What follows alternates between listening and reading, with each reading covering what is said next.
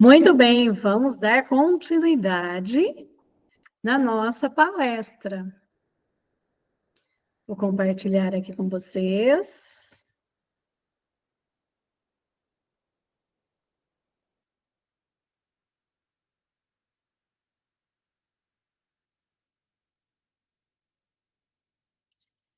Nós vamos olhar agora para os momentos críticos da rotina escolar. Onde mora a crise, nasce a cura. Vamos entender esses gatilhos de desorganização emocional em portais de vínculo, de segurança e de aprendizado para essas crianças. Porque nenhuma criança entra em crise por capricho. Toda crise é um pedido de ajuda do sistema nervoso em desequilíbrio. E a resposta do adulto pode ser o portal para essa cura, para essa perpetuação da dor. Ou nós vamos ter uma cura, ou nós vamos ter uma dor. E o que são momentos críticos para essa criança? São momentos do dia que desorganizam o cérebro da criança por imprevisibilidade e não por complexidade. Gatilhos simples, a própria entrada na escola, transição entre ambientes e atividades, o refeitório, o parque, o final do dia. Mas o que acontece aqui no cérebro? O sistema límbico emocional entra em alerta vermelho. O córtex pré-frontal, que é relacionado ao planejamento, à linguagem, né, às funções executivas, se desativa. E aí o corpo da criança começa a agir por impulso, fuga, congelamento, muitas vezes luta também.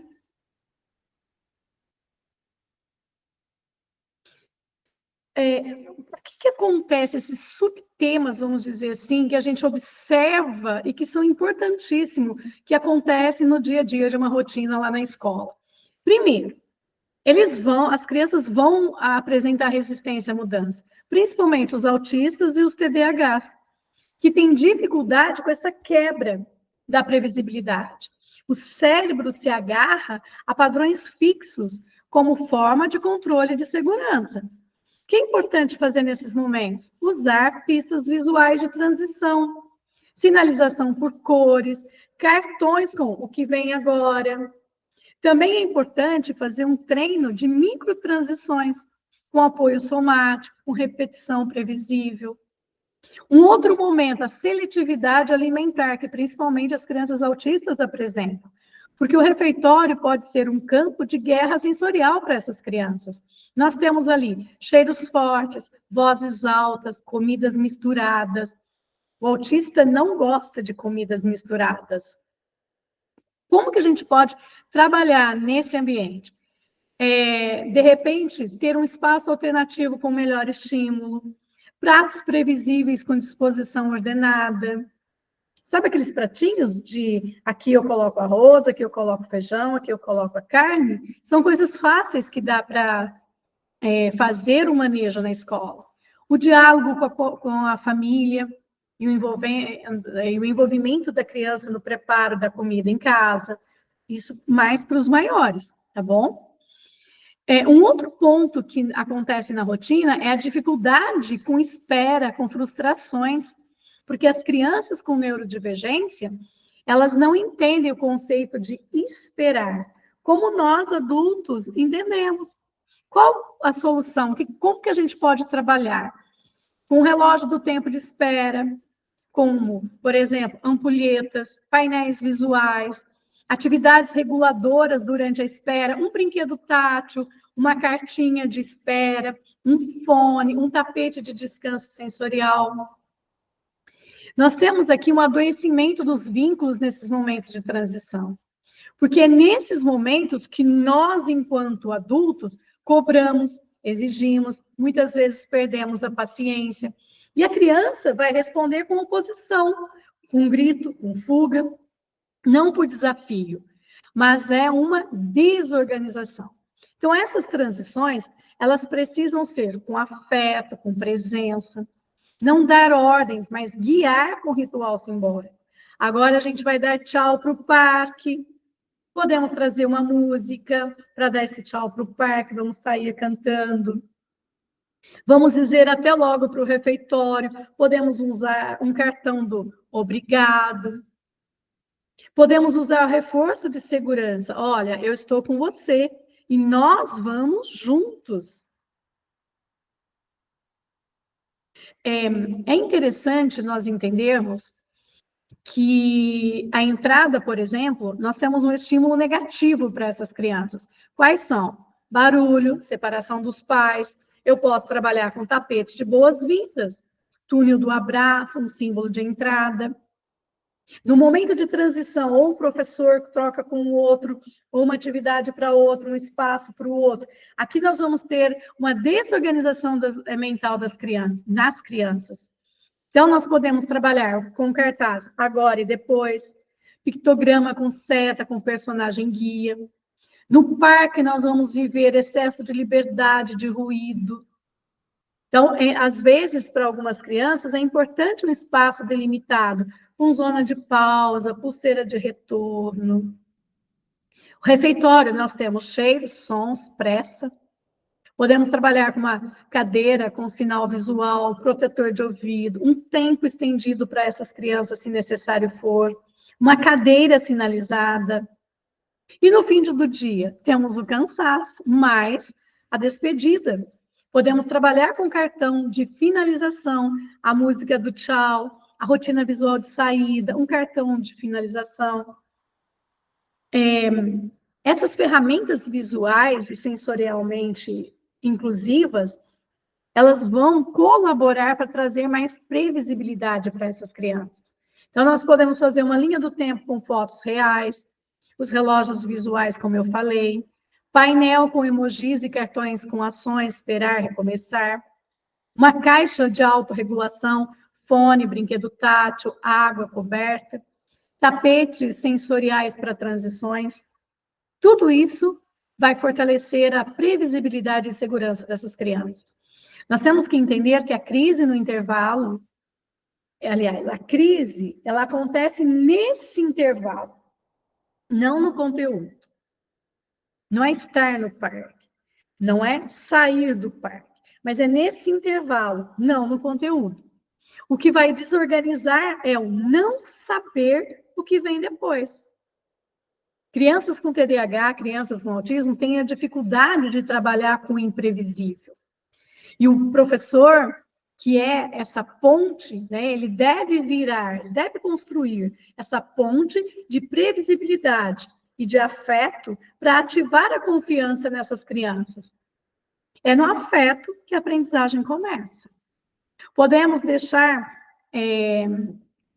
frases no mural para a gente sempre lembrar que não são os grandes conteúdos que salvam no dia, mas são os pequenos rituais que organizam o cérebro da criança para aprender.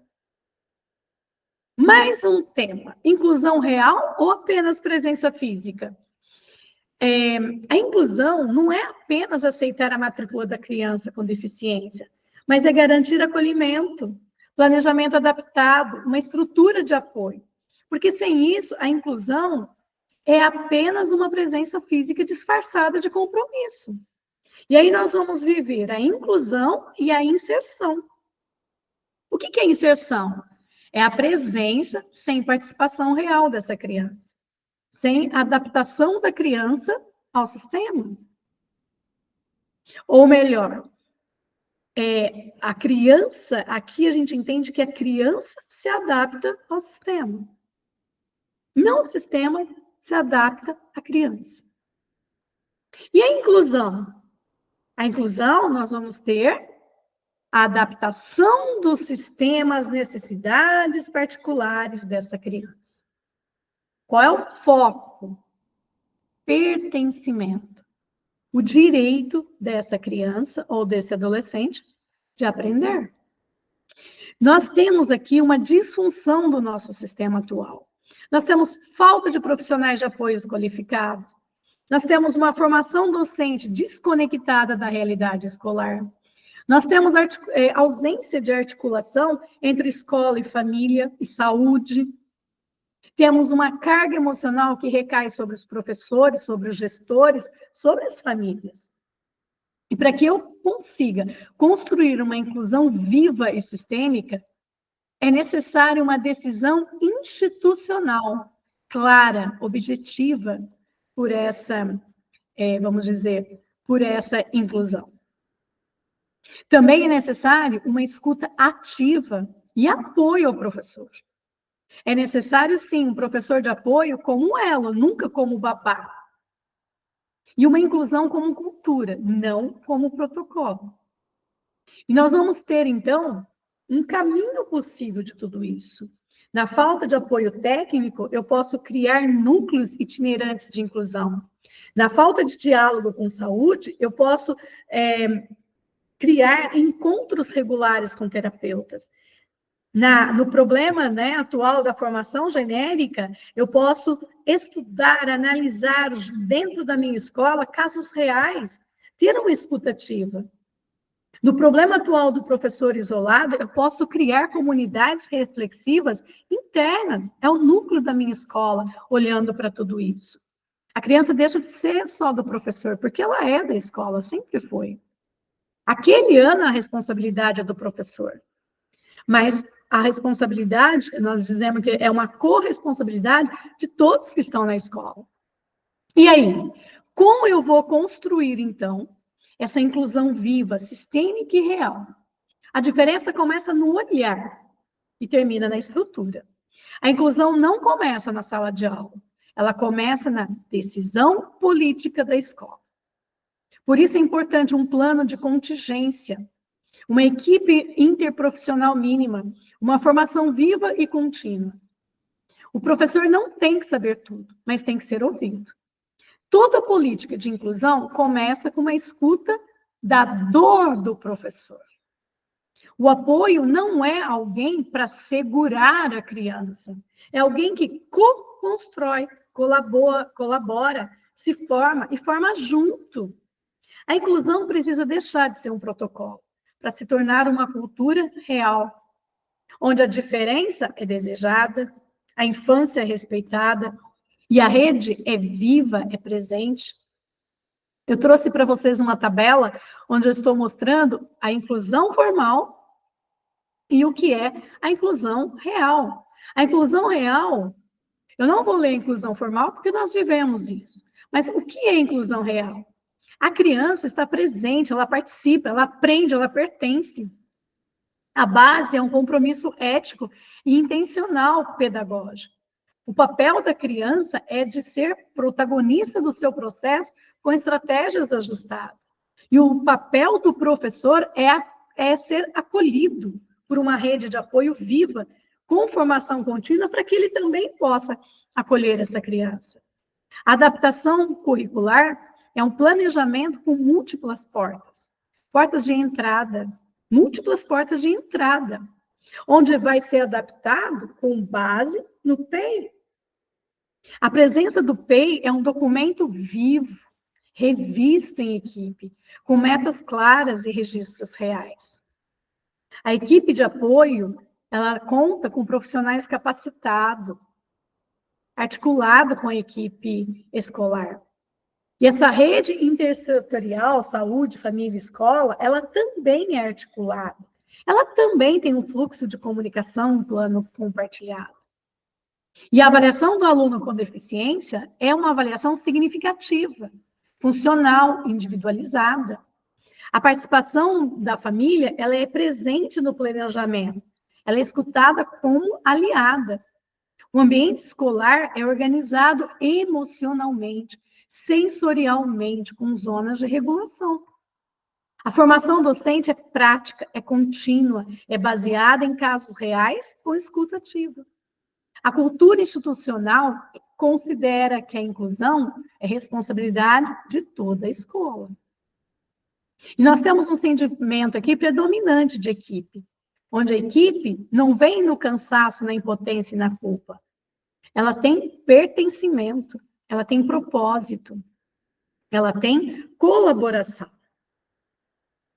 Isso é uma inclusão real. A inclusão real é participativa, é planejada, é sensorialmente organizada e coletiva. A forma é marcada por improviso. Opa, eu errei aqui. A formal é marcada por improviso. Me desculpa, te apaga tudo, gente. A inclusão real, ela é participativa, ela é planejada e ela é sensorialmente organizada e coletiva. A formal que é marcada por improviso.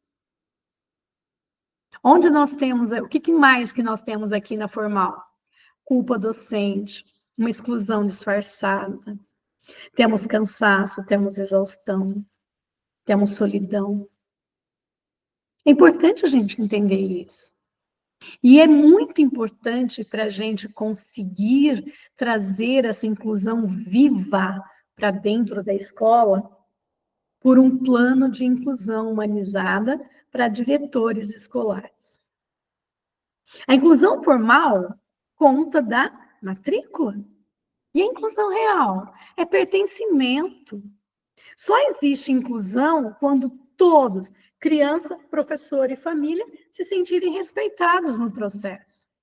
Para isso é importante esse plano de inclusão humanizada, que é construído junto com o gestor escolar, onde tem uma apresentação com propósito emocional, tem os princípios, corresponsabilidade, dignidade, o PEI vivo, o papel do AE, o papel do profissional de apoio, onde vamos construir ali, de uma forma objetiva, a rede de apoio escolar. Quem é essa rede de apoio? Onde vamos buscar? Vamos pensar e construir rotinas inclusivas, planejamento coletivo. Vamos pensar numa formação docente realista, um protocolo de acolhimento em relação às crises. Seja o autista, seja o TDAH, seja um TOD. Vamos ter indicadores de avaliação da inclusão. Vamos ter um compromisso legal e ético institucional. E, principalmente, nós podemos construir nesse documento uma conexão com a rede de saúde, porque falta comunicação com o pessoal do CAPS, com terapeutas, com outros profissionais. Isso é um ponto muito grave. Então, incluir itens também, além desses que eu estou citando, tem muitos outros itens. Incluir no plano de inclusão, prevendo reuniões, protocolo de comunicação, registro de articulação.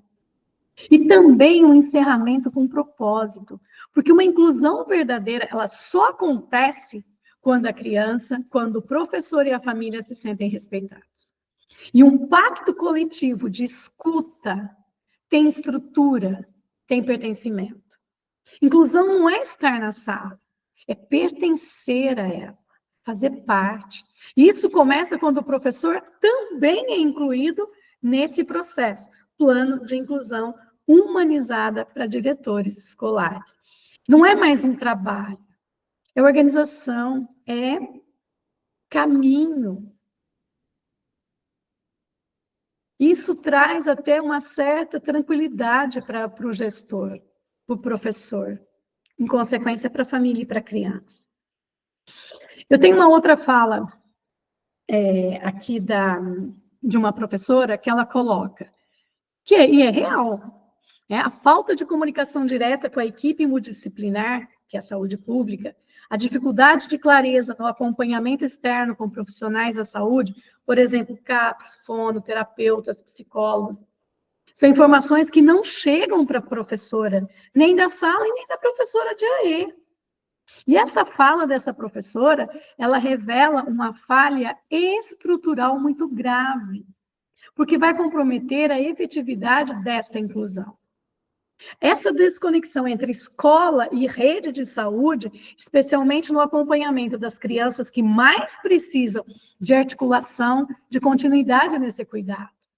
Essa dor também precisa ser ouvida, legitimada, transformada em diretriz institucional, com estratégias que vão fortalecer a comunicação entre os profissionais de dentro e de fora da escola.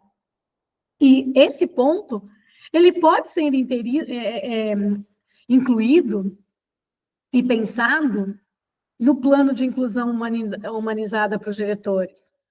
E vários outros pontos. Articulação com a rede da saúde e apoio intersetorial. Pode-se criar um modelo de formulário de solicitação de informações para os terapeutas externos.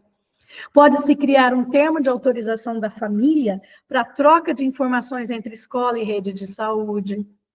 Pode-se criar um roteiro de reunião com CAPS, fono, psicólogos, a equipe também escolar. Todos ganham, porque o trabalho já está ali, organizado, pensado. A médio, a curto, né? Médio, longo prazo. Mesmo que tenha que ser revisto, porque ele é flexível também, mas ele facilita, ele ajuda nessa inclusão real. Muito bem, quais são as ferramentas, então, que funcionam para que essa inclusão possa acontecer de verdade? Porque hoje o professor que está lá no chão da sala, ele quer soluções, ele não quer mais promessas. Ele diz o seguinte: eu não quero mais teoria, eu quero saber o que eu vou fazer às 8 horas da manhã, com 20, 25 crianças na sala, uma chorando, outra gritando e outra querendo colo. E talvez, professora, você já tenha escutado que falta formação. Só que ninguém diz que a sua sensibilidade de escutar um choro que ninguém ouve, ou de acolher um olhar que pede socorro sem palavras, já é neurociência em ação. Só que nós precisamos unir o que você sente com o que a ciência ensina. Porque a prática não é o oposto da teoria. Muito pelo contrário. Ela é a teoria com o pé no chão e o coração no colo das nossas crianças. Por que o cérebro de uma criança com TEA ou um cérebro da criança com TDAH, por exemplo, por que aprende diferente? Por que será? Por que os circuitos são diferentes? O cérebro neurodivergente processa o mundo com uma intensidade diferente. A gente fala que eles têm um mundo em excesso, principalmente o autista. Então, eles se desorganizam com estímulos muito comuns. Uma luz, um som, um toque, um cheiro. A linguagem vai entrando por vias não convencionais. Gesto, símbolo, repetição, rituais. E não adianta falar mais alto. Com quem entende o mundo com os olhos, com o corpo. É preciso aprender a falar com a linguagem do afeto. Mais a previsibilidade, mais o canal sensorial certo. Para isso, nós precisamos ter protocolos, ferramentas que funcionam na prática. Eu vou trazer algumas sugestões, já falei algumas no decorrer, na palestra parte 1, aqui na parte 2 eu já trouxe alguns exemplos, estou reforçando vários exemplos que são fundamentais. O protocolo da rotina visual é fundamental. Toda criança precisa saber o que vem antes, agora e depois. Isso regula, prestem atenção, quando ela tem essa rotina visual, ela regula o cérebro em 80% das crises de transição. Esses momentos de transição que vocês mesmos falaram que tem problemas. Gente, é um percentual grande. Uma rotina visual com as fotos, por favor, fotos, reduz 80% das crises de transição. Vocês podem usar a linha do tempo, com as fotos reais, com ícone sempre, o ícone simples, chegada, rodinha, brincar. Eu tenho lá, eu tenho crachás, café da manhã, brincadeiras livres, depois história. Eu tenho a minha linha do tempo lá. Até a troca de roupa que eles fazem está lá nas fotos. A troca de professoras está lá na minha linha do tempo. Uma outra ferramenta são os cartões de comunicação com criança não verbal, quando a fala não vem pela boca. Ela vem pelo olhar, pelo gesto, pela crise. Podemos usar os PECs, que são cartões com imagem. Quer brincar, preciso de ajuda, quero descansar, estou com medo. A gente pode ir entregando, por exemplo, 3 opções visuais para escolha antes de cada transição. Isso vai ativar o córtex visual e vai dar autonomia para essa criança não verbal. Um outro ponto, o manejo em sala cheia. Vamos lá, uma sala com 20 crianças, múltiplas demandas. Podemos usar a técnica dos 3 círculos. Como que é essa? É muito importante essa técnica. Nos ajuda muito o professor. O verde são aquelas crianças, quando a criança recebe o cartão verde, ela tem autonomia. O amarelo, ela tem um apoio leve. O vermelho, ela tem um apoio intenso. As estratégias, quem recebe o verde são crianças que ficam sozinhas, são os agrupamentos que a gente está acostumado a fazer de muito tempo. Então, essas crianças que recebem o verde, elas são crianças que podem ficar sozinhas, com atividades, sozinhas que eu estou falando é dentro da sala de aula, ali no espaço, ela vai trabalhar com algo que ela dá conta de fazer sozinha. Um foco livre, exploratório. O amarelo já são aquelas crianças que precisam mais de apoio. Então, ali, ela pode ficar com um estagiário, ela pode ficar com pares, podemos pegar essas crianças do verde e trazer com o amarelo para fazer um trabalho junto. Ela vai ter uma supervisão parcial. E as crianças com o vermelho intenso, né, precisam de apoio intenso, porque elas têm crises. Às vezes ela tem suportes, nível 1, nível 2, nível 3, e aí o foco com essa criança é da professora. Esse tipo de trabalho de agrupamento ajuda muito, muito mesmo. Porque eles aprendem também a ter essa autonomia de aprender a trabalhar sozinho, a ter autonomia de ajudar o outro amiguinho, e de respeitar que aquele momento é da professora e do seu amiguinho que precisa demais dessa professora. Enquanto está no vermelho, as crianças do verde seguram a sala, com propostas organizadas. Podemos trabalhar com jogos sensoriais, cestos autônomos, cantinho da leitura. Muito bem. Ferramentas, então, mais ferramentas que funcionam para trazer essa inclusão real. A tríade da comunicação não verbal serve para crianças com TEA, com TDAH, ou com qualquer outra criança que apresente um estado mental de desorganização. Então, aproximar com o corpo baixo, ficar na altura dos olhos da criança, isso traz segurança para ela. Falar pouco, mostrar mais, um comando por vez, um gesto, imagem. Em vez de, senta aqui, vamos guardar os brinquedos. Diga, mostra a imagem da cadeira.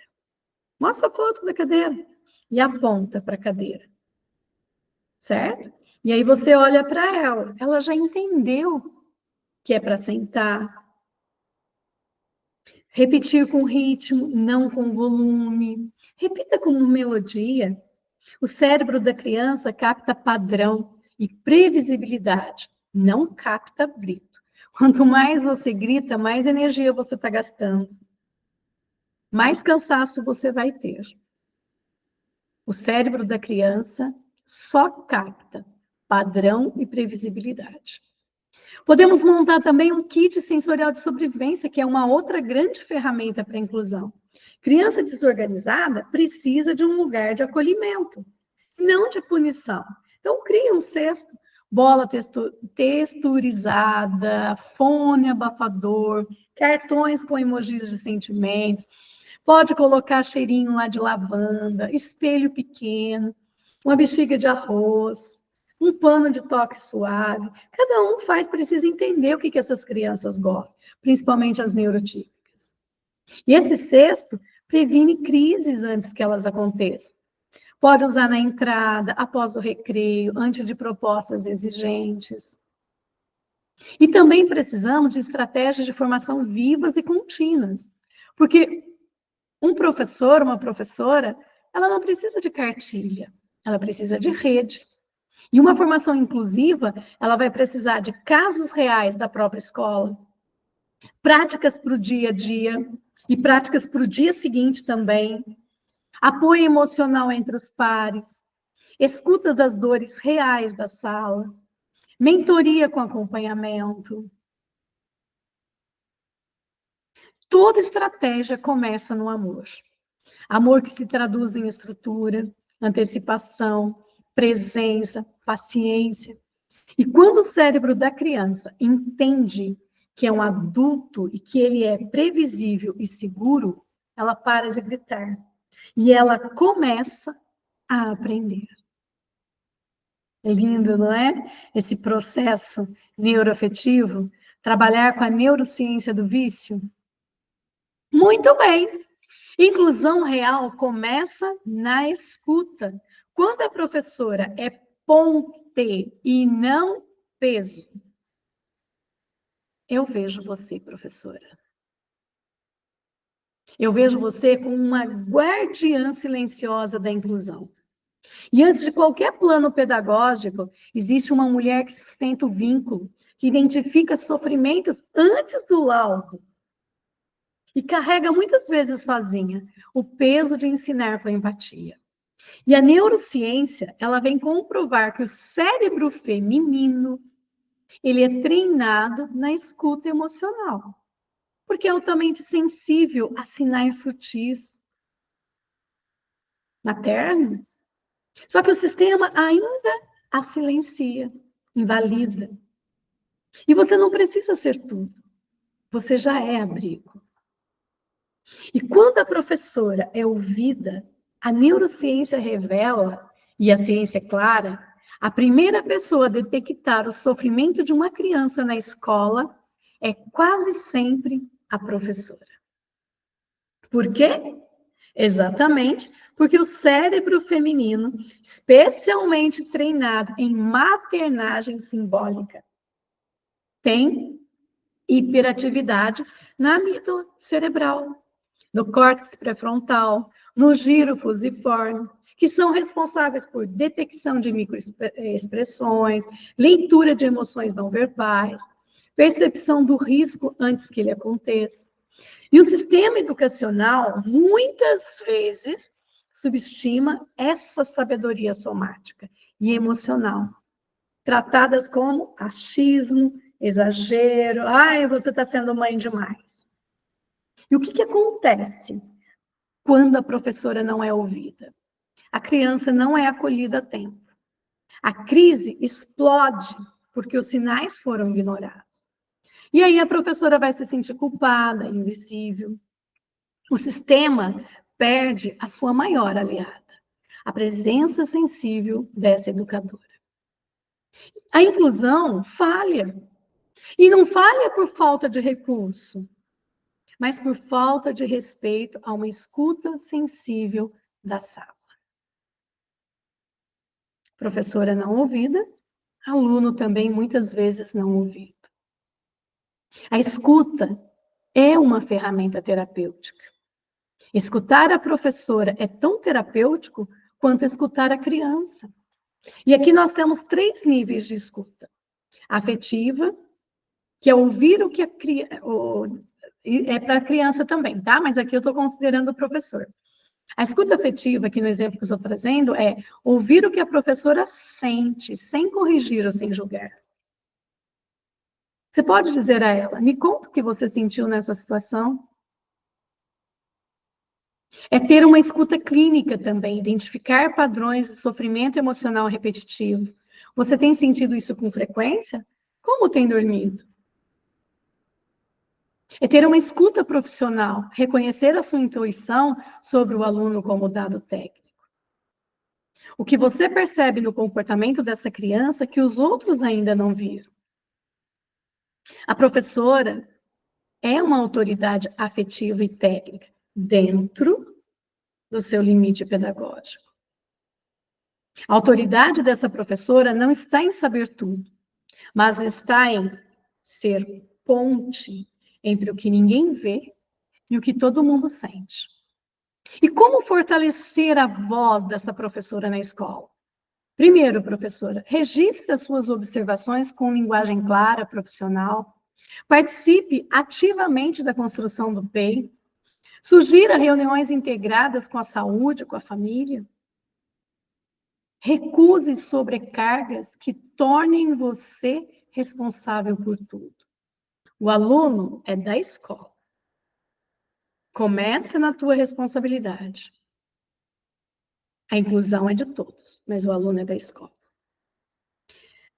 Eu estou trazendo também alguns exemplos para você poder se validar, se empoderar a sua escuta docente. Crie um diário de observação com validação, um caderno vivo mesmo com registro simples. Dia, observação, a sua hipótese, o seu sentimento pessoal, a ação que você sugere, mesmo que fique ali para você. Mas quem sabe esse caderno vem para uma reunião e você compartilha.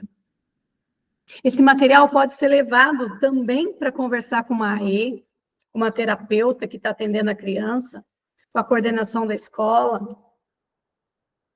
Temos também, pode ser realizado também a roda de escuta mensal entre professores da unidade escolar. O que foi mais difícil para você esse mês? Qual vitória você gostaria que alguém tivesse notado? Essa prática vai ativar a ocitocina coletiva, vai reduzir burnout, vai fortalecer o pertencimento. Você pode trabalhar com frases para sustentar a sua voz em reuniões. Eu não tenho um laudo, mas eu tenho presença diária com essa criança. Eu estou percebendo uma mudança no olhar dessa criança e isso me preocupa. A minha percepção não é um palpite, é um fruto de convivência contínua. Isso é realidade, isso são frases que têm que ser consideradas para você sair da tua invisibilidade como professora. Ou sair da invisibilidade da sua experiência como professora. Porque a invisibilidade da sua experiência é que vai te trazer esgotamento, baixa estima profissional, sensação de desvalia. E você pode se empoderar. A escola tradicional ainda privilegia dados objetivos e desconsidera a escuta da experiência vivida como um conhecimento legítimo. E isso é um equívoco, porque o corpo, seu corpo, professora, é um senso, é um sensor clínico, é um barômetro emocional, é um cérebro regulador da sua sala.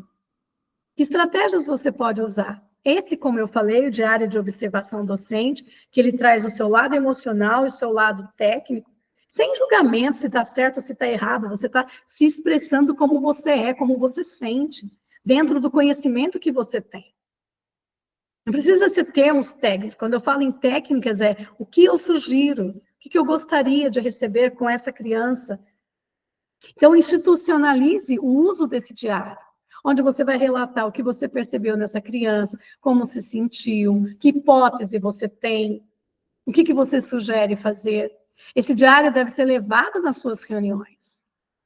É uma fonte de saber de planejamento. E essas rodas mensais de escuta ativa entre professores te ajuda muito, muito mesmo. Porque além de gerar ocitocina coletiva, ela cria uma empatia entre os pares. Ela previne o adoecimento emocional. Frases que só você, professora, percebeu. Relata o seu cotidiano. Essa criança só avançou porque alguém acreditou nela antes do laudo. E escreva o seu nome. Isso é real. É muito real. Falta de diálogo com os profissionais da saúde. A gente sente isso, né? Um abandono institucional, uma sensação de exclusão pedagógica do professor. A escola e a saúde ainda operam como sistemas isolados, muito distantes, com linguagens diferentes. Não tem uma política real de integração. O professor não é reconhecido como fonte de diagnóstico situacional, mesmo sendo quem mais observa a criança no seu ambiente social. Muito bem, o que vocês podem fazer? Novamente, o caderno de observação, de comunicação intersetorial. É um modelo de um caderno padronizado, que ele pode ser mensal entre escola e profissionais de saúde. Um campo simples, o que observamos esse mês, o que mudou na rotina, dificuldades frequentes, melhoras percebidas, dúvidas para o terapeuta. Às vezes não precisa do terapeuta vir à escola, leva o caderno, ele responde, depois alguém vai lá da escola e busca esse caderno. É uma interação, porque o terapeuta, né, eles também têm uma agenda tão completa quanto a nós. Pode propor reuniões bimestrais integradas, onde vai promover rodas de conversa entre o professor, entre a entre a direção, entre a família. Quem sabe esse terapeuta pode vir? Se não bimestral, de repente trimestral. E sempre focar numa linguagem humanizada. Hoje queremos entender o que cada um vê, para juntos criarmos um plano de cuidado que faça sentido. Podemos criar uma oficina de tradução de laudo, uma capacitação para traduzir os laudos médicos em ações pedagógicas simples. Por exemplo, um laudo diz: comprometimento da comunicação expressiva. E aí? Na prática, você vai ter que usar o quê? PECs, rotina visual, frases curtas. Então, criar esse plano de inclusão humanizado com rotinas, com o PEI colaborativo, com reuniões com terapeutas, com acolhimento, para te dar voz, professora. Existe, sim, um desejo de construção coletiva e valorização da sua prática. Só que ainda vivemos um fragmento de decisões, uma sobrecarga no professor e exclusão do planejamento. As escolas ainda funcionam com gestão verticalizada, onde a professora executa decisões que não ajudou a construir, sendo tratada como repassadora, não como coautora do processo. Isso é a nível nacional. A nossa educação é assim. Por isso que o PEI, o Plano Educacional Individualizado, com escuta docente obrigatória, vai colaborar. O PEI, novamente eu estou reforçando, não é feito só pelo profissional de AE ou pela direção. A professora deve ser autora das estratégias adaptadas com apoio técnico da equipe. Reuniões de planejamento colaborativos com roda de hipóteses é fundamental. Pode ser quinzenal, pode ser semanal, onde a professora vai apresentar uma dificuldade real e cada setor, AE, profissional de apoio, gestor, às vezes até os amigos da escola, vão dizer o que pode ser feito por ela e para ela. E aí registra-se um plano de ação com divisão de tarefas. É possível também fazer um mapeamento da prática que deu certo, criando um portfólio colaborativo com estratégias que funcionaram com alunos autistas, com TDAH, com deficiência intelectual, trazendo fotos, fala das crianças, sugestões da professora. Tornar isso um recurso formativo para toda a rede. A força de um sistema vivo é quando nós temos uma escola que escuta a sua professora. Aí sim, existe um organismo vivo de inclusão. Uma escola que compartilha decisões, que alivia pesos, que multiplica potências. Uma escola que dialoga com a saúde, que transforma laudo em vínculo e diagnóstico em caminho. Você pode fazer também, né, uma ficha padronizada de um plano coletivo de ação inclusiva com espaço para o professor da sala, do AE, enfim. Há N ferramentas que nós podemos trabalhar, que nós podemos criar. N. É importante entender que nós vivemos uma roda de escuta viva. E quem escuta quem? nessa roda, nessa rede de escuta viva. Quem escuta quem?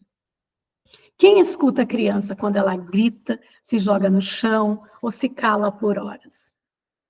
Quem escuta o seu corpo antes do laudo? O seu choro antes da palavra, a sua resistência como um pedido disfarçado de amor? Quem escuta a professora quando ela respira fundo diante de 20, 25 alunos e um deles entra em crise enquanto que os outros estão pedindo ajuda, colo, atenção? Quem escuta a sua intuição, a sua tentativa de fazer o certo, mesmo sem roteiro, sem medo de errar, de ser julgada por um sistema que cobra sem oferecer apoio?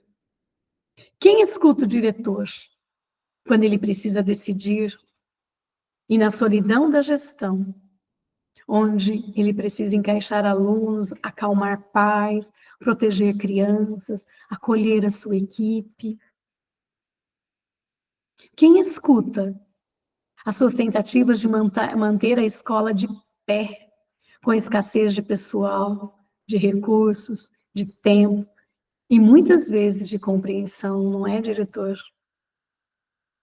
Quem escuta a Secretaria de Educação, cobrada por todos os lados, pressionadas por políticas públicas que nem sempre chegam até o chão da sala, tentando manter a engrenagem viva, mesmo com peças soltas? A pergunta que ecoa no nosso coração, e muitas vezes silenciada, é o seguinte: se ninguém escuta quem cuida de verdade? Porque a verdadeira inclusão começa na escuta. Não é escutar qualquer coisa. É uma escuta que reconhece o humano antes do funcional. Uma escuta que entende que por trás de cada comportamento há uma história, uma dor, uma ausência, uma tentativa. Uma escuta que sabe que todo julgamento é quase sempre uma escuta que faltou.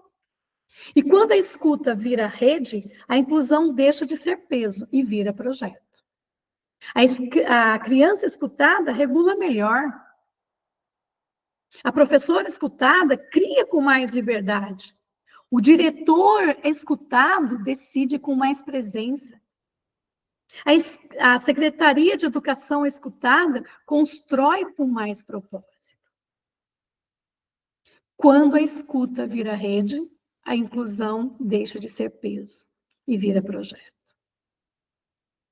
Inclusão não começa ali pelo PEI, começa no olhar, no tempo que se para ouvir, na coragem de dizer: eu não sei tudo, mas eu estou aqui para escutar de verdade. Porque onde há escuta, há pertencimento. E onde há pertencimento, a educação deixa de ser um protocolo para se tornar viva, movimento real. Muito bem, mais uma dúvida de uma professora. Na minha sala eu tenho dois autistas. Um é tranquilo, o outro exige mais de mim. Porém, eu tenho observado que ele tem o hábito de querer que fazemos o que ele quer.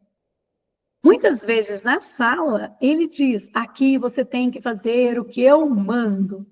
Eu, como professora, não faço. Não sei se estou errada em agir assim. No diálogo com ele, sempre pontuo que não é desse jeito que tem que falar. Que na sala tem regras, como em qualquer outro lugar. Muito bem, vamos olhar para esse caso. Eu já estou trazendo aqui algumas sugestões para você trabalhar.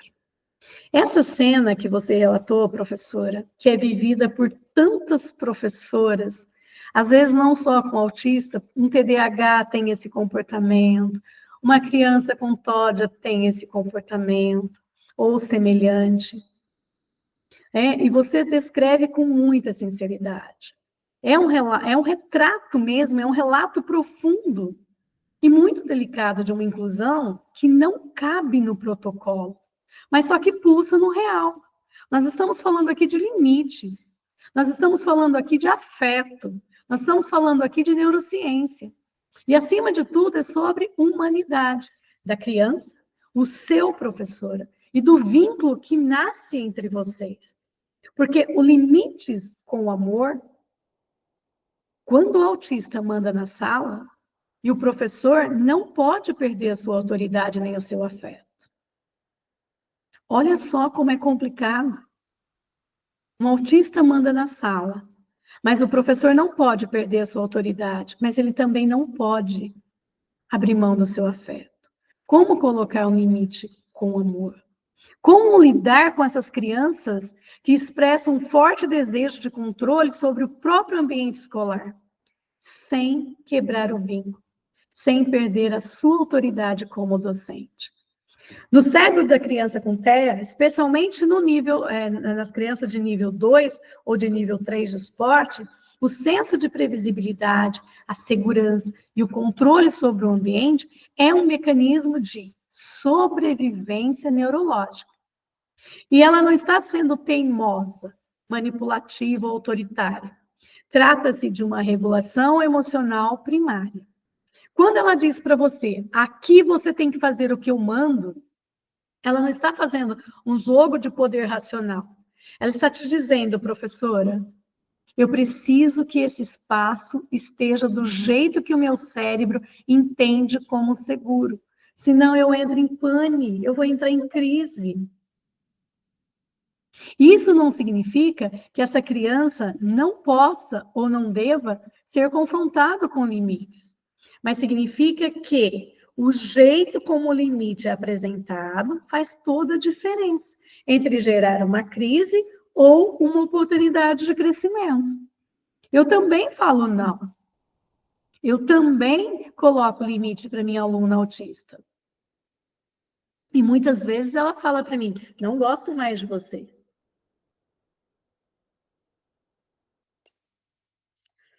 E por que isso acontece? Porque o autismo, ele gera hiperfoco no próprio desejo, com baixa flexibilidade cognitiva. Muitas crianças têm pouquíssima flexibilidade cognitiva.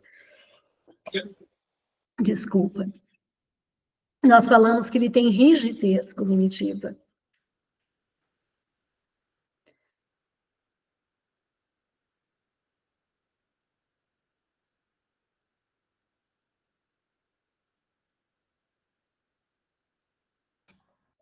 Fala-se demais, né? O cérebro autista, então, ele vai buscar um controle como defesa contra a imprevisibilidade, mudanças, interações, regras externas. Em casa, por exemplo, os pais podem ceder por exaustão ou às vezes até por culpa. Isso vai criando uma referência comportamental. Basta insistir que eu consigo aquilo que eu quero. E na escola, essa dinâmica vai bater de frente mesmo com a realidade do coletivo e das regras sociais. É diferente. E o que você vai sentir, professora? Cansaço, insegurança, culpa por não ceder, medo de ceder demais, dúvida entre ser firme ou ser compreensiva. E essa é a dança mais difícil da inclusão. É manter o afeto sem perder o limite. Para mim é o ponto mais difícil. Manter o limite sem perder o vínculo. Eu trouxe algumas estratégias que eu uso, que está no meu método 360, que pode te ajudar. Tem inúmeras, eu trouxe algumas. Primeiro, traduza a ordem como pedido. Ele diz para você, você tem que fazer o que eu mando. Você pode responder para ele. Você quer me mostrar algo que é importante para você? Eu posso te ouvir, mas não posso fazer tudo como você quer. Olha só, nessa frase que você está falando, você está trabalhando com validação mais uma frustração saudável. Olha como muda a história. Você pode usar frases âncoras, porque elas funcionam como bordas firmes e afetivas, que ensinam regras de convivência sem rejeitar a criança. Aqui, todos têm espaço, não só você, todos. Eu vejo que isso é importante para você, mas agora é hora do grupo. Você pode escolher o brinquedo, mas não pode escolher por todos. O seu jeito é importante, mas o seu amigo também tem o jeito dele. Eu gosto de você, mesmo quando você grita. Mas aqui a gente fala baixinho. A minha criança autista, ela não gosta de ficar sentada. Então eu já digo para ela, qual mesa você vai sentar agora? Olha, eu estou colocando um limite de forma afetiva. Crie pequenas previsibilidades, para que ele não precise tentar controlar tudo. Mostre o visual da rotina com fotos. Um dos pontos mais difíceis foi que a minha aluna autista, ela chegava às 8 horas e já queria trocar de roupas. Quantas e quantas vezes nós fomos fazer leitura na linha do tempo? Até ela realmente entender, quando ela vinha me perguntar, eu falava para ela, vamos lá, veja se já é hora de trocar a roupa. Ela ia lá na rotina, fazia a leitura pelas fotografias e falava não. Aí eu ia lá e contava com ela quantas atividades a gente vai fazer para você poder trocar roupa. Hoje já está tranquilo. Quando ela me pede para trocar roupa, ela já olha no varal, na linha do tempo. E aí ela fala assim, eu vou ter que esperar. E ela já está aprendendo a contar, então ela conta quanto tempo para ela é tempo que ela vai ter que esperar para trocar a roupa. Esse quadro, né, ajuda muito ela, essa rotina visual com fotos ajuda muito, tá? E criar essas pequenas previsibilidades, você está trabalhando com ele para que ele não precise tentar controlar tudo. Então, ao invés de você falar, agora é hora de guardar, você pode ir falando, olha, em 2 minutos nós vamos para a roda.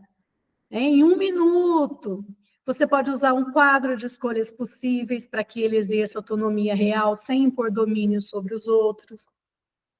E um outro ponto, abrace o choro sem premiar o comportamento. Se ele chora porque não conseguiu o que queria, o ideal é você nomear o sentimento dele. Olha, você está frustrado porque queria decidir tudo. Eu entendo isso. E não ceda. Mesmo com choro, a minha resposta continua a mesma. Espera passar. Olha, eu vou ficar aqui perto de você até você se acalmar. Tem uma forma de eu te ajudar que seja diferente? Isso vai ensinando a autorregulação emocional, sem você romper o vínculo. O cérebro da criança autista reage com luta, com fuga, com congelamento, diante da frustração. Quando você estabelece limites com previsibilidade, com linguagem emocional e segura, afetiva, você vai ativando a ocitocina, que é a conexão, relacionada à conexão. Você vai ativando dopamina, que favorece um aprendizado significativo. Mesmo quando ele diz, não quero. Colocar limite não é falta de amor. É um dos atos mais profundos da inclusão escolar viva. Porque ensinar a respeitar o outro é o que dá à criança o direito de pertencer ao grupo com dignidade, com respeito. Você não está errado. Você está ensinando o que talvez ninguém ainda tenha ensinado a ele. Que viver em sociedade é ceder, é escutar, é dividir. E que a escola é o primeiro ensaio de mundo em que ele pode aprender isso, com segurança e com afeto. Mais um ponto chegando. Eu consideraria a ideia de introduzir aulas práticas e voltadas para o desenvolvimento de habilidades do século XXI. Embora as matérias tradicionais sejam importantes, eu acredito que a educação poderia ser ainda mais relevante se incluísse atividades práticas como programação, design, empreendedorismo, comunicação eficaz e habilidade de resolução de problemas. Vamos lá, professora, vem comigo. Imagine uma criança que aprende a somar, mas não sabe dividir as dores com ninguém. Uma criança que escreve belas redações, mas não consegue comunicar o que sente. Agora, imagine uma escola onde ela não apenas aprenda o conteúdo, mas aprenda a viver, a resolver, a criar, a conviver, a comunicar, a empreender o seu próprio caminho. Isso não é futurismo, isso é urgência. Isso é a escola que pulsa com o tempo do mundo. E por que isso é necessário? Porque a nossa criança do século XXI já nasce conectada, rápida, multitarefas, é? Só que ela já nasce também ansiosa, desorganizada emocionalmente, hipersensível, com baixa tolerância à frustração. A nossa criança do século XXI precisa de uma escola que não seja um acúmulo de conteúdo, mas um espaço de construção de competências reais. Nós temos habilidades essenciais para essa criança do século XXI. Pensamento crítico e resolução de problemas, comunicação eficaz, colaboração e empatia, criatividade e inovação, cultura digital e programação, autonomia e autorregulação emocional, empreendedorismo social, aprendizado ao longo da vida. São competências formadoras de cidadão livre, sim. Empáticos, protagonistas.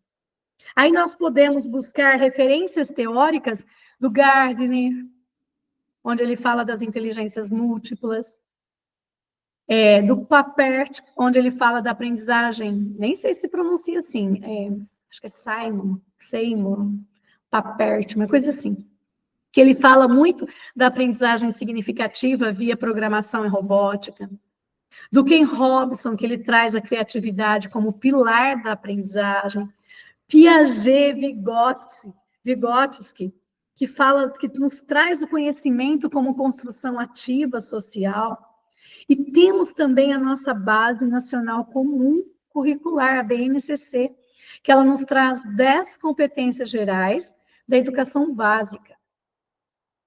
Esse mundo já existe. E a BNCC já traz esse respaldo. A nossa escola, a educação do Brasil, é que precisa acompanhar. E como transformar a sala de aula nesse laboratório de vida? Podemos trazer oficinas práticas interdisciplinares, com programação com histórias, criação de jogos com regras, soluções para problemas reais da escola. Vamos trabalhar designer. Vamos trabalhar matemática, vamos trabalhar blocos visuais. Podemos trabalhar rodas de comunicação e empatia. Como resolver esse conflito? Como pedir ajuda com coragem? Como se posicionar sem agredir? Laboratórios. Podemos trabalhar com projetos de empreendedorismo social, pequenas ações de impactos, feiras, campanhas, podcast, tudo junto com as crianças. Oficinas de finanças, criatividade, cooperação. Podemos trabalhar com espaços de escuta, de autorregulação, de área emocional. As crianças, às vezes, elas podem trabalhar no desenho, ou fazer uns símbolos, contando como elas estão. Rodas de partilha da semana, caixinhas da coragem, onde cada um escreve o que superou. Isso para as crianças maiores. A gente pode trabalhar vários temas onde nós vamos ser os escribas para trazer essa caixinha de coragem. Ou a caixinha do amor, o que eu desejo para o meu amigo hoje.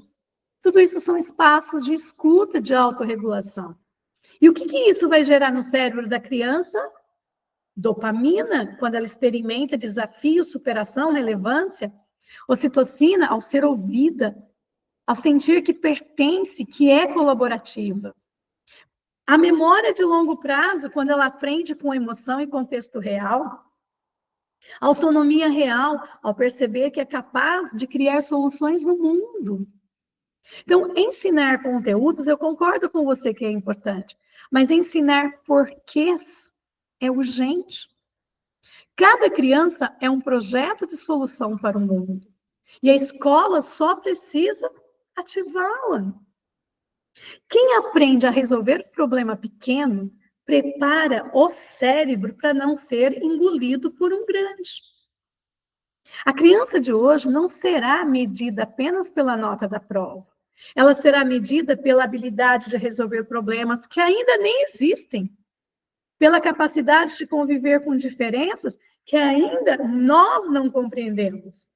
E por isso, mais do que ensinar matérias, nós precisamos sim ensinar humanidade, com certeza.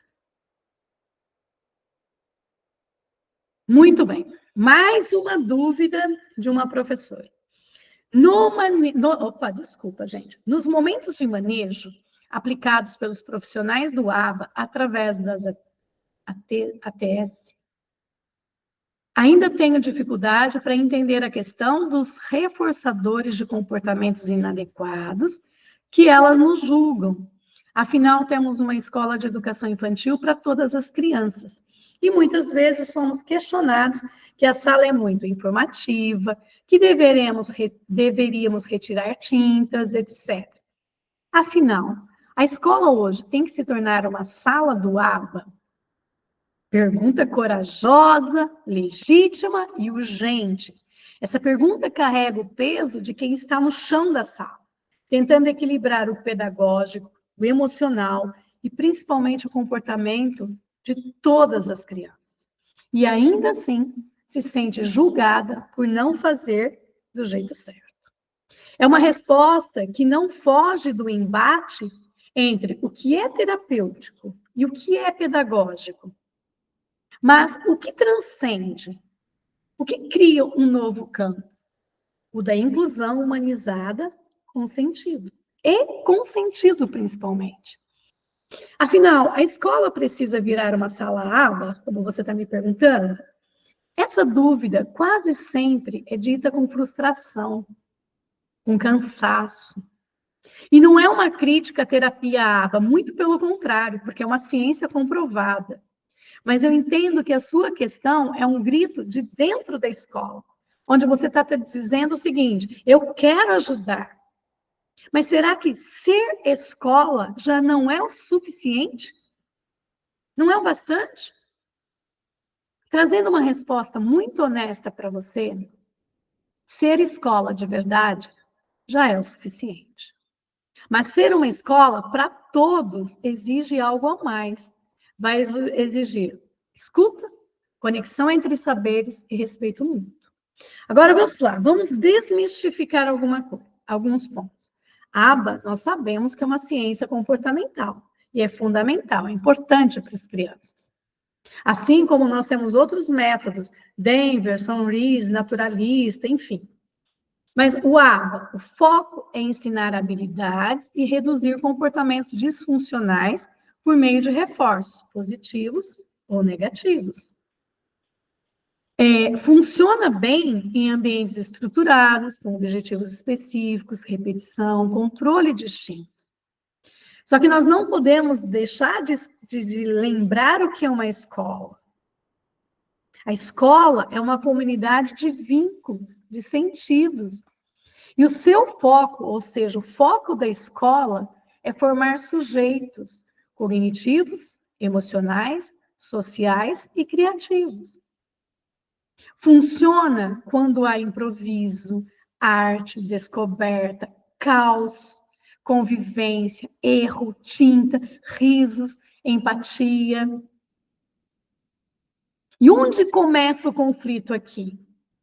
Na tentativa de aplicar na escola os protocolos terapêuticos da clínica, não considerando o contexto coletivo de uma sala de aula, a multiplicidade de crianças e de ritmos, a autonomia do professor e a missão da escola como espaço de mundo e não apenas de treinamento.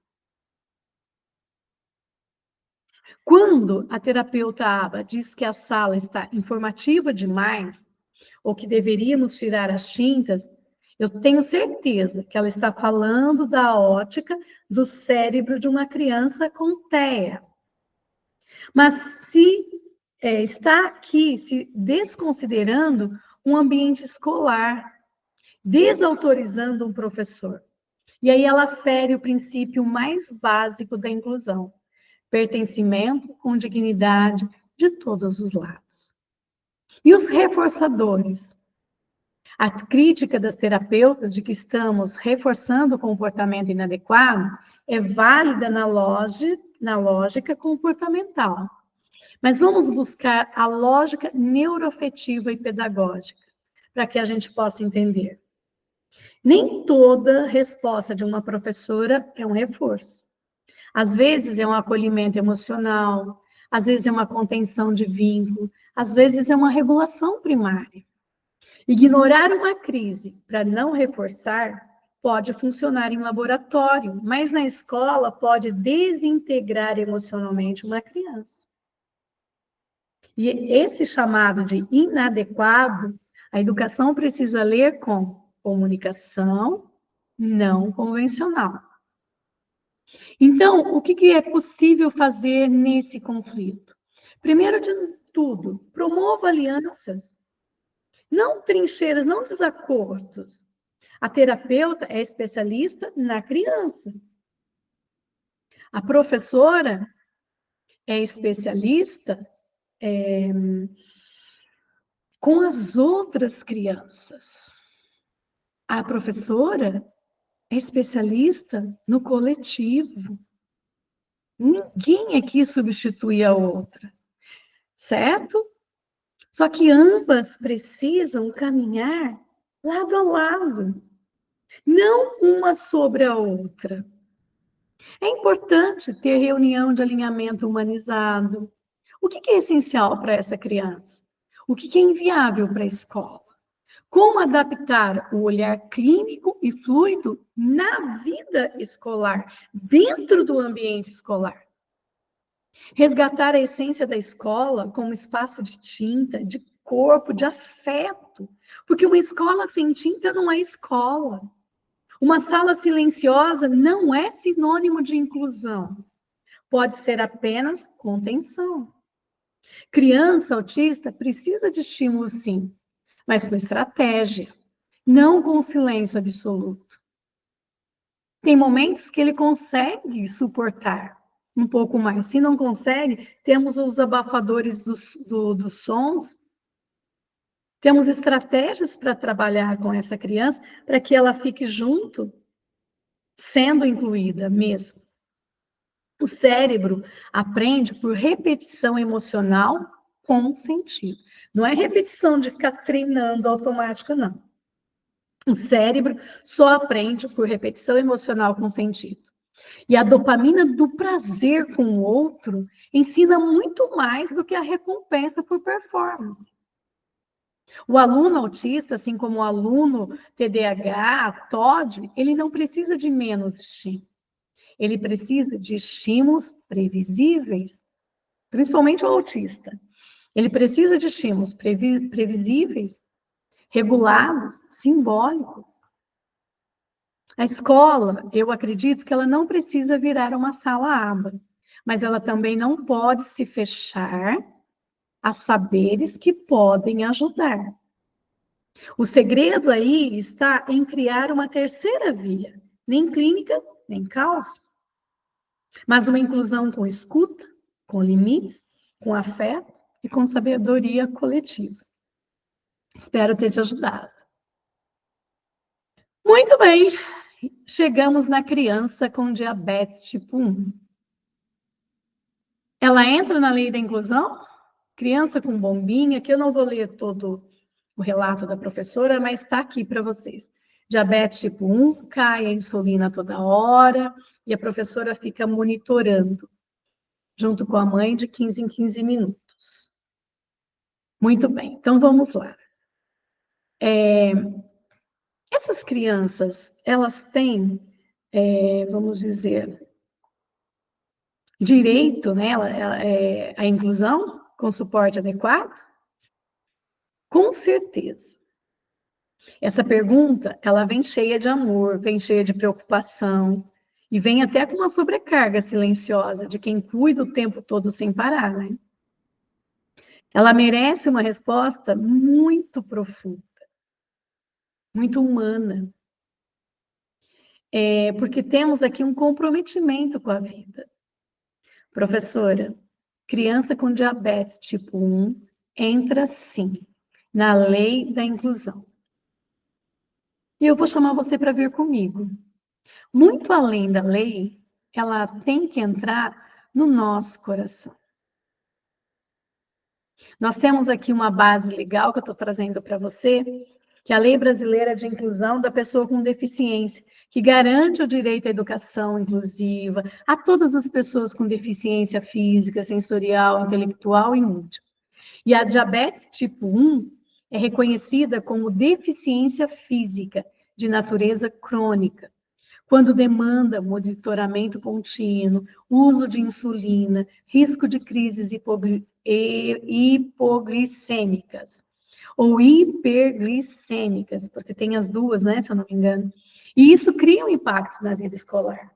E, além disso, o Estatuto da Criança e do Adolescente e a Constituição Federal também asseguram um atendimento especializado, uma proteção integral à saúde no ambiente escolar.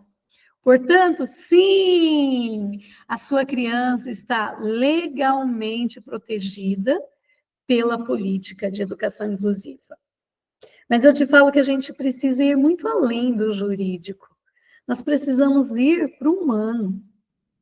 A criança, e eu vou trazer alguns pontos para você refletir, porque essa criança com diabetes tipo 1, ela não carrega só uma condição metabólica, ela carrega dentro do seu corpinho um medo gigante, o de perder o controle sobre a sua própria sobrevivência. Ela sabe que a qualquer momento ela pode cair. E isso a transforma em hipervigilante, ansiosa muitas vezes, pode trazer uma irritação, pode se sentir evasiva. E aí ela vai observando se os adultos em sua volta, né, estão cuidando direitinho dela. Até porque ela está aprendendo que precisa cuidar direitinho dela. E ela nota quando você treme ao ver a insulina cair. Com certeza ela sente a tua aflição pelo teu olhar, mesmo que você esteja sorrindo. E tudo isso impacta não apenas o seu pâncreas, mas vai impactar o sistema nervoso dessa criança. Vai impactar o seu vínculo com a escola, a construção dela com a própria identidade. E o que acontece com você, professora? Com certeza, você sente que não pode errar, porque um erro seu pode custar a vida. E também sente que não pode parar, porque as outras crianças exigem o mesmo amor. E aí você carrega um dilema moral silencioso, que esgota suas forças, com certeza. Se eu cuido de mais de um, os outros perdem. Se eu cuido de todos, eu posso falhar com quem mais precisa. Isso é justo? Não. Isso é legal? Não. Isso é humano? É. E por isso nós precisamos de uma mudança sistêmica. Nós não precisamos de mais culpa sobre os membros de quem já dá tudo de si. E aí eu trago para você um ensinamento da neurociência do vínculo, onde ela fala que o cérebro de uma criança precisa de previsibilidade emocional para se sentir segura e aprender. Lembra? Falei antes, ela não aprende pelo grito. E quando uma criança, como você está citando, vive em estado de alerta constante, no caso do diabetes, né, que precisa ser monitorado, está ativando o eixo do estresse, que é o HPA, que a gente fala. E pode desenvolver traços de ansiedade, de fobia, de evitamento escolar. E se essa criança percebe que ela é um problema, ela vai internalizar essa crença. Eu sou difícil demais para o mundo. E essa crença não se cura com insulina. Ela só vai se curar com vinho. O PEI te ajuda muito, porque crianças com doenças crônicas devem ter um PEI adaptado às suas necessidades clínicas, emocionais e pedagógicas. No PEI que você for construir junto com a sua gestora e demais pessoas, você tem que trazer um plano de emergência para, não sei se é hipo ou se é hiperglicemia, combinações combinados, né, que você vai trazer com a equipe pedagógica da sua escola, a escuta emocional dessa criança, ações preventivas como ponto seguro, alimentação guiada, intervalos regulados, tudo isso precisa estar no PEI. A equipe multidisciplinar que está com você, essa criança tem direito a atendimento com equipe de saúde integrada, a escola, o SUS, o CAPS, por exemplo. A escola pode e deve formalizar, junto à secretaria, uma solicitação de apoio contínuo, inclusive para mediação, com a família, com as orientações técnicas. É necessário, sim, um acolhimento para essa criança e para você, professora, porque ninguém consegue cuidar se não for cuidada. E você precisa ser vista, você precisa ser acompanhada emocionalmente. Precisa de uma rede que não espere que você seja uma enfermeira, uma médica, uma mãe, uma terapeuta, uma professora. Tudo ao mesmo tempo. Você, professora, que acompanha tudo, sente o coração acelerar com a insulina caindo e mesmo assim você continua. Você não precisa fazer milagre. Você já está fazendo humanidade. E a sua presença, mesmo imperfeita, que você considera, já é um ponto de segurança afetiva para essa criança. Que você não carregue o mundo sozinha, porque não é você que está errado. Nós temos aqui um sistema muito maior, uma rede nacional, que precisa ser redesenhado para acolher todos os corpos, todas as histórias, todos os corações. Criança com diabetes, ela não é doente demais para a escola. É a escola que precisa estar viva o suficiente para ser casa, até para quem carrega riscos invisíveis no sangue. E eu citei para você o HPA, que é o eixo do estresse, e eu quero ampliar essa minha fala, porque ela acontece com muitas crianças e até conosco. E esse eixo, que a gente chama o eixo EPA, que é uma sigla para via hipotálamo, pituitária, adrenal, que em português a gente fala hipotálamo, pituitária, adrenal, é isso mesmo.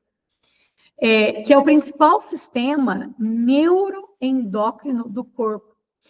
E esse sistema é responsável por gerenciar o nosso estresse. Tanto a criança quanto um adulto, por exemplo, você, por exemplo, percebe uma situação como ameaçadora, perigosa ou altamente imprevisível, o que acontece? Esse eixo HPA, acho que eu falei errado, né? Estou falando EPA, é HPA. Esse eixo HPA percebe uma situação como ameaçadora, perigosa, altamente imprevisível e se ativa. Mesmo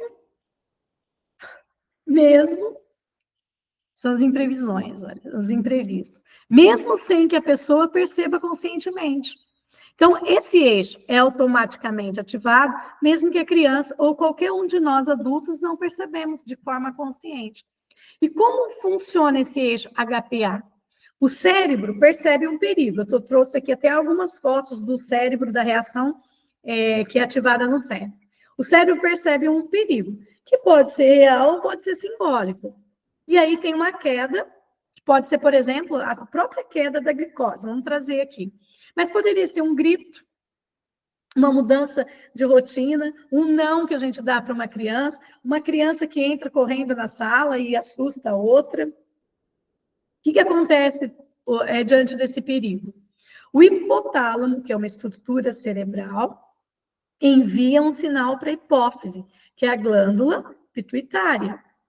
A hipófise, então, ativa essas glândulas adrenais, que ficam acima dos rins. E essas adrenais liberam o cortisol, que é o hormônio do estresse. Mas ativando o cortisol, vai ter um nível maior de ansiedade, de medo, né? Entra no estado de fuga, de luta. Então, o cortisol, ele prepara o corpo para lutar ou para fugir. Aumenta a frequência cardíaca. Aumenta a glicose no sangue para gerar energia rápida. E aí vai suspender temporariamente as funções digestivas, imunes e até reprodutivas. Então, faz com que o cérebro se torne hipervigilante, reativo. Está fazendo sentido? E como que isso afeta as crianças?